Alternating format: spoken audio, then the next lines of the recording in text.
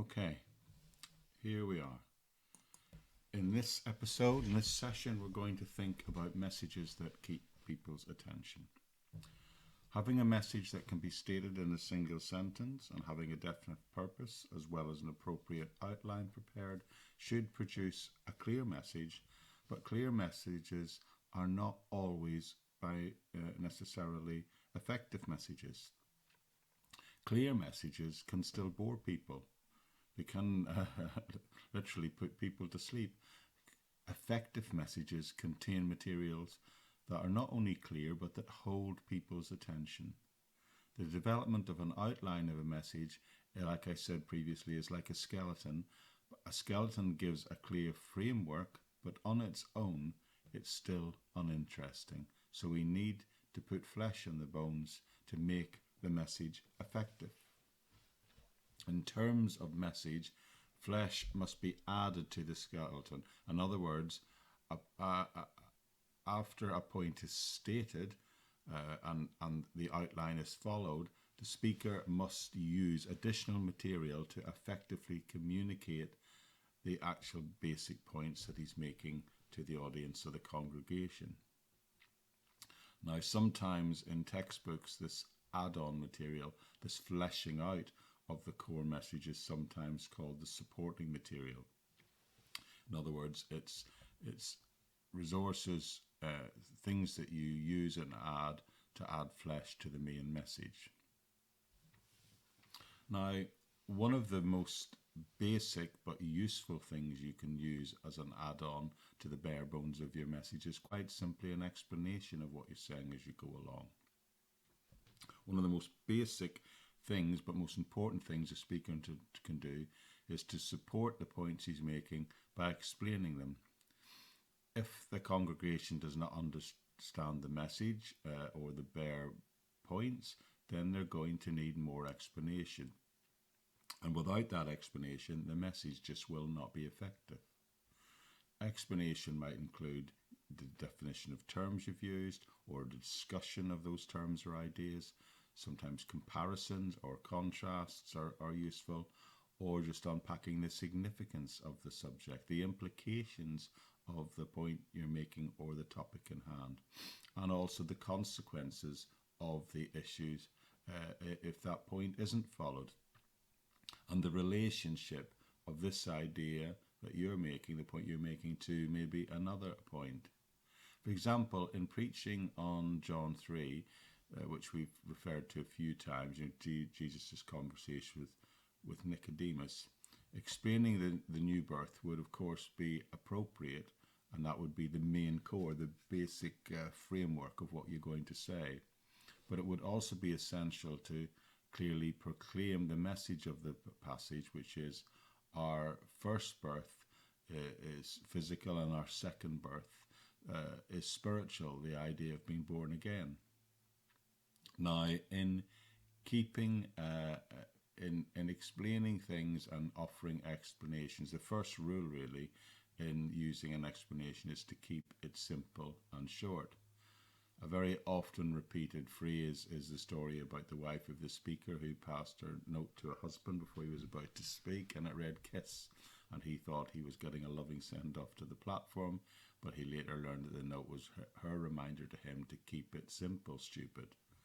But it also can mean, of course, keep it short. The second rule, I believe, that is whatever you're speaking about, you need to have authority. You need to know it well. You ought to be able to explain, before you get in the pulpit, you ought to be able to explain the main framework, the main points of anything you're going to say. I would say you've got to be able to explain it to another person in a private conversation without notes. You're not ready to explain something publicly at length if you can't summarize it in a private conversation with a friend without having to refer to notes. If you really want an acid test of whether you can explain something or not, try explaining it to a teenager or a young person. If it's more abstract in nature, then you maybe need to explain it to an older teenager and see if they understand it. As a rule, teenagers, if they don't get something, they will tell you. The other way to add flesh to the bones of your message is to include some factual information. The most effective messages consist of carefully added on chosen facts. These can often indeed be great incitements to action in the eyes and ears of the listener. And incitement to activity, the call to adventure, is an extremely difficult thing to do. When it's effectively done, it's usually grounded with supporting facts, not just the emotional call or theological principle of the message. Therefore, whatever we say should be sprinkled with factual information, corroborating information. Now, don't mistake a fact for something that's only a matter of opinion. According to the dictionary, a fact is something that has external evidence existent to support the key statement. Facts, in a sense, are data that can be identified independently from the speaker, the person who's saying it. So there are different types of facts. Facts can consist of observations by other experts in the field, examples, statistics, of course. These can be very compelling if using them to back up what we're saying. But if you're using statistics, be careful that you quote them accurately. Unless the figure is over like 4 figures, it wouldn't be acceptable to round up or down. But example, if you're saying that someone from history lived and you know it was 1389, you might say about 1400, just so that that information slips into the mind more easily. But remember, figures by themselves tend to be cold and uninteresting to people. So if using figures or statistics to create a comparison or to back up a point, it's also helpful to relate those figures to the experience or explain why they're connected to the overall subject matter that you're trying to support. And if the figures you use are in any way cause a doubt in your mind, then you need to verify them. Because if they sound or feel doubtful to you, they will also sound and feel doubtful to people listening. So if possible, find a source and date. Now, you don't always need to give it, but if you feel that people might be incredulous or have difficulty believing what you're saying, then just quote the source and the date and the place they can find it when you give that statistic. But needless to say, the important point to make is if you're going to use statistics, if you're going to use facts, make sure they are facts. And if you have any doubts, do some research. Use the internet. Make sure that source is reliable. Bernard Baruch memorably said, "Every man has a right to his own opinion, but no man has the right to the wrong facts." Quotations are another way to add flesh to the bones of what you're trying to say. We tend to use questions for one of two reasons: to sort of impress, to embed a point we're making, or to give it more authority. Now, if you're not qualified to speak on the subject, if you're introducing a supporting fact and you're clearly not an expert in that, then it's useful to quote an expert. But make sure that expert is someone who is qualified to speak on that subject. And if the authority that you're quoting might be unknown to the audience, then give his or her qualifications to speak on that issue. If someone else has stated, someone has stated more eloquently or effectively what you're trying to say, then just use that person's words. We are able to stand on the shoulders of many, many great Christian women who have gone before us. And doing all those things will, of course, give what we're saying authority. But I need to underpin this by saying that real authority actually comes from the life that we live as Christians. First Timothy, when talking about elders and leaders, says, "He must be one who rules his own house well, having children in submission with all relevance." In other words, the elder must live a life where he has been shown to demonstrate that he has reverence. The Greek word translated reverence means venerable. It means that he is someone who is held in high regard. And that's why the sort of the family illustrations used about children, because if someone's not able to keep their children in a position where they look up to and respect them as a father or as a parent, then that would be obviously a clear signal that they're not to be taken seriously. Which is why the principle of family is raised here, because obviously someone who has natural authority and is held in respect, you would expect to see that within the family situation as well. So this word has with it a sense of gravity, dignity, and it invites reverence and respect. Authority, when called upon or exercised. However, we need to recognize that authority, when called upon or exercised, must be done with dignity and humility. And the idea here is that it should really be, in a sense, a bit like a father's firmness, which would make it advisable for a child to obey. This wisdom should be, and this authority that when we speak at the front, should be a natural one. The sort of the voice of a parent that is listened to out of respect, and would make that young person, because of that respect, be very likely to take it on board. The watchword of any serious preacher ought to be that of Jesus himself, which says that for their sake I sanctify myself. In other words, the better the person, the better the preacher. The better the person you can be, the more mature Christian you can be in your life, the better and more qualified, the more authority you will have as a preacher. When we stand before a congregation, we should be able to do that with a natural authority. Yes, always with humility, but a natural authority that comes from the lives that we live. And such a character is developed through the hard work of Christian self-denial, Christian patience, and resistance to sin and temptation. It is these characteristics that strengthen the soul and give conviction to everything we say. But on the other side of the coin, likewise, every sin, every evasion of duty, every indulgence of self-centeredness, every compromise we make with evil, every unworthy word, thought, or deed, they will accompany us into the pulpit, and they will steal both the light from the words and the authority with which we say them. Another useful way to add meat to the bones of what we're trying to say is the use of testimony, personal testimony, other people's testimony. Someone's testimony is a very common method speakers use to back up a point, to buttress it, to secure it, the point they're trying to make. But if you overdo it, it can become ineffective.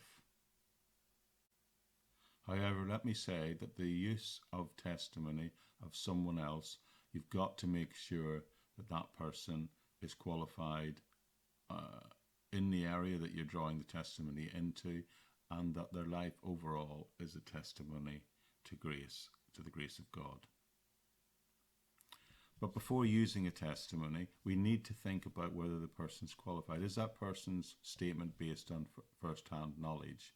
Is that person prejudiced? We wouldn't call a celebrity to endorse a product that was totally unrelated to the fields in which they work in. We may, a company may want to show diligence or a hard work, and would call in a sportsman to testify to that, to create that ambience that they would want to associate with their brand. But they wouldn't call that person to give their testimony if it was a scientific or technical project, because people looking would see that that had no connection.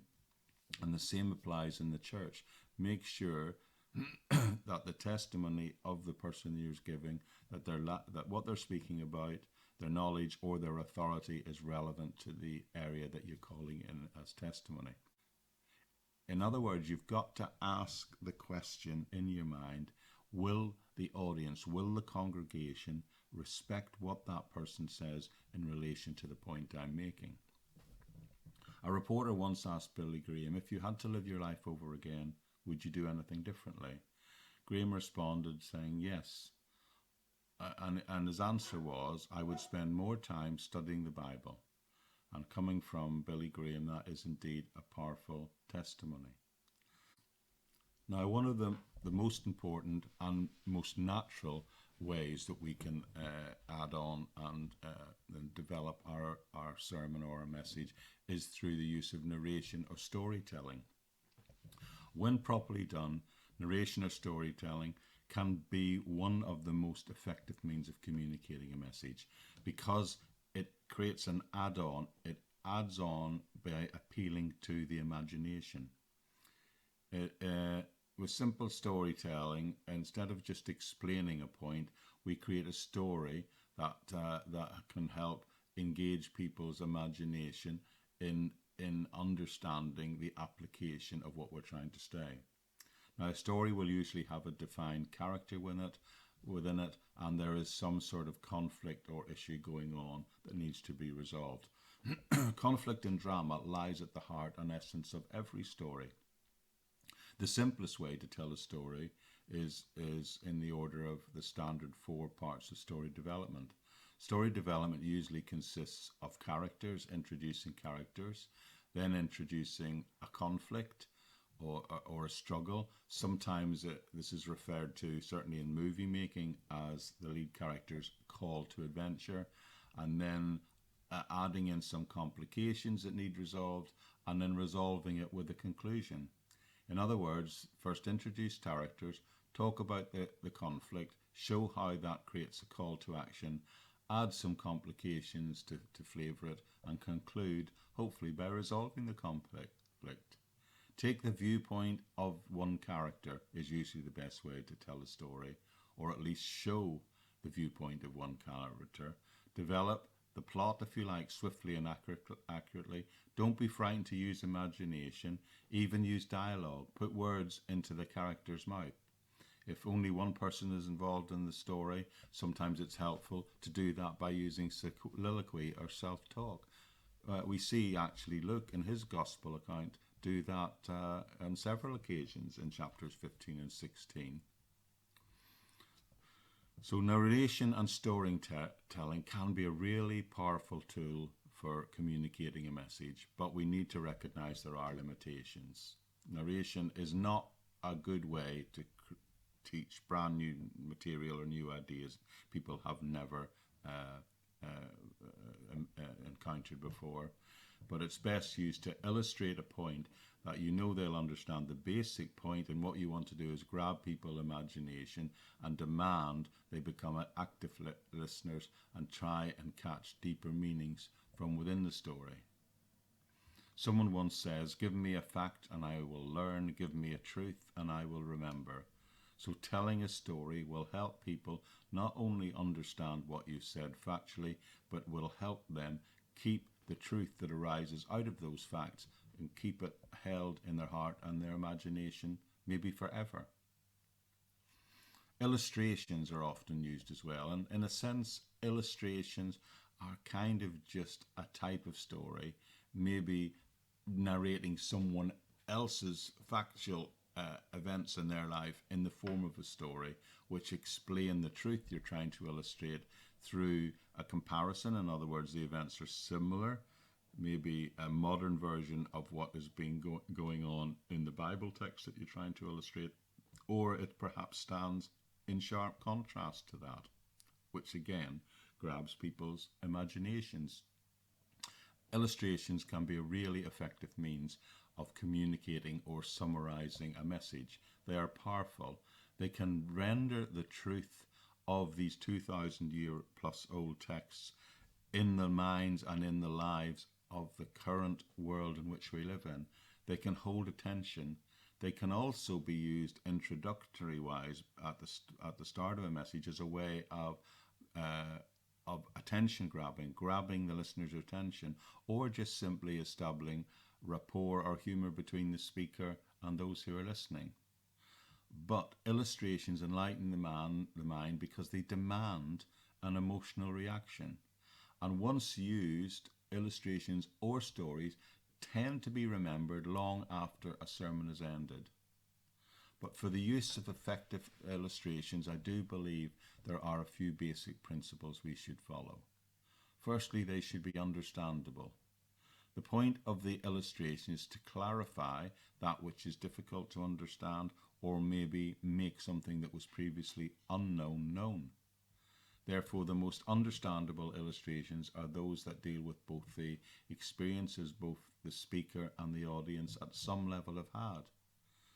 The next most likely understandable deals with an experience that at least the speaker or the audience has knowledge of.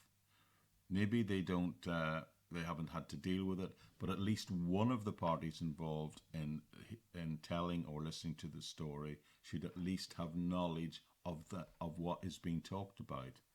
The least understandable, and therefore the least useful illustrations, contain material that neither the speaker or the audience maybe know about, or neither of them have experienced.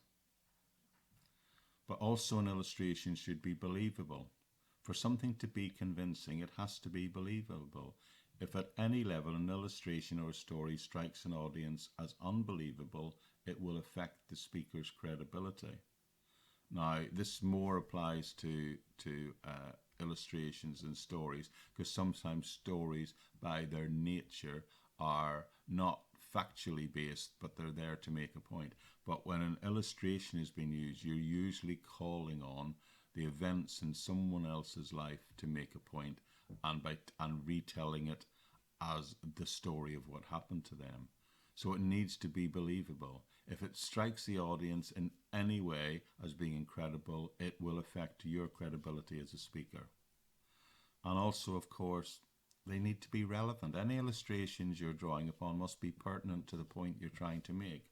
Do not use an illustration for the sake of just having an illustration. If you're going to use an illustration, it must be relevant. If it's not relevant to the point, it shall actually have the impact of actually detracting from the point you're trying to make. And of course, finally, illustrations should at least be interesting. They must have some sort of interest value. So avoid illustrations that are so familiar that they don't actually strike anybody as original or unusual, and keep them pertinent. Don't use to leave out unnecessary words. Many people believe that Jesus was the greatest public speaker who ever lived. And most people acknowledge that he was, well, let me say, particularly effective when he spoke in parallels. So it seems that the greatest speaker who ever lived is well known for telling stories. So as I said, when you speak, and if you want to draw on a story or make an illustration, you're being Christ-like. To tell a story, to speak and elaborate on what you're trying to say by telling stories is in fact a very Christ-like thing to do. Now, Jesus Christ, at that time in his day, he chose his stories from nature, agriculture, current events, personal experience, the religious world around him, the political world around him, even the business world and social customs, household customs. He talked about family relationships and the human bodies. All of these were used to draw out and create stories. And he used them to answer questions. He used them also to introduce messages. He used them to explain the concept that he was trying to teach. He used them to illustrate a truth. He also used them to hide a truth and to conclude a message. For most speakers, the biggest difficulty in using illustrations is to find them. To find illustrations, I recommend you first look at your own experiences or the experiences of other people. I once had someone come to me after I'd been in a church for a few years preaching, and they said, "Are you ever going to run out of illustrations from all the naughty things that you did as a child?" I'll leave that where it is. But look to your own life. Look in books. booklets, magazine, newspapers. I particularly find the magazine supplements that accompany the papers that appear at the weekends here in the UK particularly useful. Google them, find whatever you can, and if it's appropriate, use it. Spurgeon said, "All originality without plagiarism makes for very dull preaching." I don't think he literally means to plagiarize. He means to call in the resources of other people's stories and experiences. And if all else fails, make up a story. Make up a parable. Jesus told parables, which is nothing more than creating a hypothetical story. Make sure you frame it so you know that people know that you're not that it's hypothetical and you're not accused of creating a falsehood, but perfectly acceptable to create a story that is unique to your own imagination. So let me just summarize here about how we can go from having clearly constructed messages with a good outline to effective messages that keep people's attention. And we've done that by using and suggesting various ways and materials to pull in to support the points we want to make in our message. There are many ways to support a point. There are many other ways to support a point or to add flesh to the bone of what we're doing. But just so what I'm going to do now is I'm going to summarize by giving you a list of all the things that we've discussed, as well as some other minor things that I think can all be drawn upon to help us communicate the Christian message more effectively. They are worth keeping in mind when performing a message. I actually keep a list of these things handy. There are 15 things here, and I actually keep a list of these 15 things to hand on a piece of paper in an tray on my desk, which are ways in which I can, sometimes if I'm struggling, I can add flesh to the bones of a sermon I'm trying to create. So I'll just give you those 15 things are. They are definitions. In other words, you can expand what a word means. Explanations are you can go beyond expanding what the individual word means, and you can think about trying to explain what the concept you're discussing means. Factual information, what facts can you draw upon to support your ideas or using as a attention grabber? Quotations, go looking for quotations which can confirm authority on what you're saying. Also testimonies. In other words, look for people who have experienced these events or who have experienced this truth, the application of this truth in their life.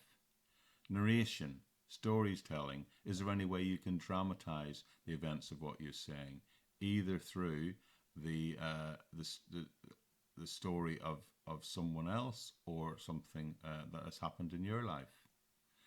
Illustration, where you take a story and you illustrate it in a way that communicates that truth. You bring something independently in from either yourself or from someone else's life that illustrates the truth that you're trying to make. Applications, they're very useful. What you should do because of what says. And then alongside that, number 9 is reasons why you should do what I'm saying. And you can actually add on to ways of sort of subdividing it even further. You can look at the gains, what you'll gain if you do this, and you can also then ask people to consider the losses. What they will lose out in life or in their Christian faith or in their development of Christian maturity if they don't do these things. You might also consider, when wrapping up, excuses why people don't do these things and apply these things in their life. Because there will be people sitting in front of you who will be hearing what you say, believing what you say, accepting what you say, but thinking, wow, I'm not doing this. And maybe the reasons why people don't do it will resonate with them and enable them to take action in addressing it. Sometimes the use of opposites is also useful. You can actually draw people's attention to what the opposite of what you're saying that might mean, and that engages the brain at a very deep level to actually think and to have a conversation within themselves about what this truly means. And alongside opposites, you can use alternatives. What you could or might do beside what the text is suggesting, and what implications that might have for the life of the listener. And finally, humour. Humour is a great way to engage people, but also to embed an idea. And I find, actually, interestingly, sometimes the more absurd, the more surreal the humour, the more it engages the creative part of people's thinking, and the more memorable the point can be to sit within their mind. But of course, you have to be very careful that it isn't so absurd that it ends up just causing confusion. So if we go back to the analogy I used at the close of the last question, we said the outline, the template, the bare bones of the message is the skeleton of what you're going to say. But a skeleton without flesh is dead. To keep people's interest, there must be more to look at than the bare bones of a list of ideas or facts. And what we've been talking about today is all the ways we can add supporting concepts, supporting material to put flesh on the bones, to bring insights, to breathe life into the words, to breathe life into the body and into the bodies of those people sitting in front of you, so that you can not only draw people's attention, you can not only capture people's imagination, but that you can call them into action as well. Okay, and we're going to look at that process next time. We're going to look at how we can try and make sure that our messages actually call people to action. The call to adventure, they call it in the movie industry. Actions that actually cause people's feet to start moving and living and walking in the direction of the Lord in the life of faith. I'll see you next time.